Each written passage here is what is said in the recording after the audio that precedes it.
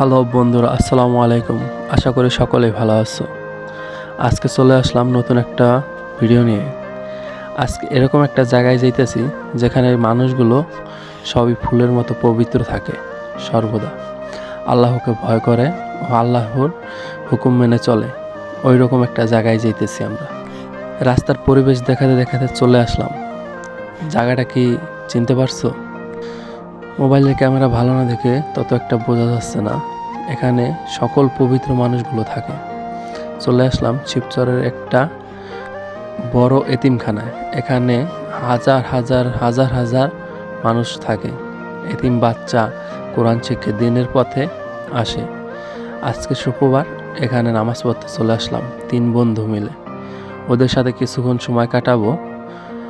পুরো ভিডিওটা শেষ পর্যন্ত দেখবেন।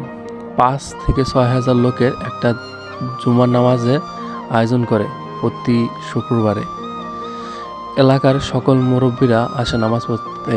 আমরা নামাজ পড়তে একটু দেরি হয়ে গেছে, তাই পুরো ভিডিওটা করতে পারিনি। মসজিদ থেকে যখন একসাথে মানুষগুলো বের হয়, মনে হয় নামাজের শেষে মানুষগুলো হাঁটতে হাঁটতে বের হয়েছে।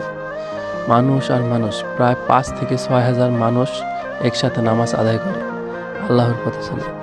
এখানে নামাজ পড়ে খুবই ভালো লাগলো। আশা করি সকলেই সাপোর্ট করবেন।